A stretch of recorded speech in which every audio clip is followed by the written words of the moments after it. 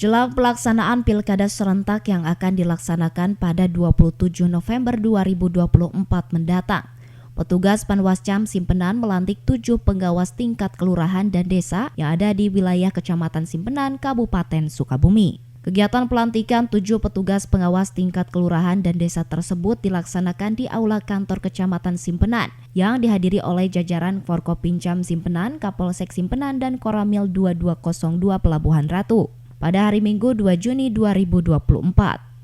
Ketua Panwaslu Simpenan Deris Alfauji menjelaskan, usai dilakukannya pelantikan petugas pengawas tingkat kelurahan dan desa yang ada di wilayah Kecamatan Simpenan diharapkan bisa melaksanakan semua tugas yang telah diamanahkan kepada 7 pengawas tingkat kelurahan dan desa.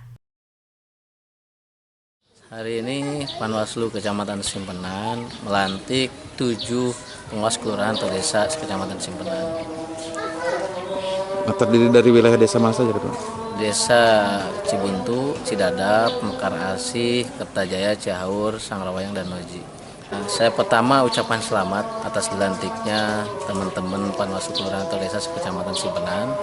Pesannya satu, kita selalu menjaga demokrasi ini dengan seadil-adilnya, mengawal pemilu kada ini serentak di 2024 ini secara berjenjang sesuai dengan Perbawaslu dan Undang-Undang Pemilu Kada 2024. Intinya tetap kita melaksanakan tugas dan kewajiban kita selaku pengawas khususnya di tingkat desa dan berkoordinasi langsung dengan pemerintahan Forkopimda, Pemdes di tingkat desa dengan kepala desa, dengan Babinsa dan Babinmas yang ada di wilayah.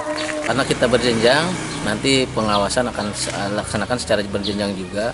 Apabila ada pengaduan dan pelaporan, nanti Panwaslu Kecamatan akan menginstruksikan kepada Panwaslu Kelurahan atau Desa.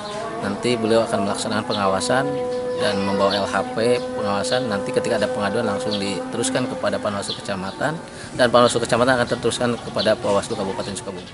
Dari Kecamatan Simpenan, Kabupaten Sukabumi, Indra Sofyan, Tim Liputan MGS TV melaporkan.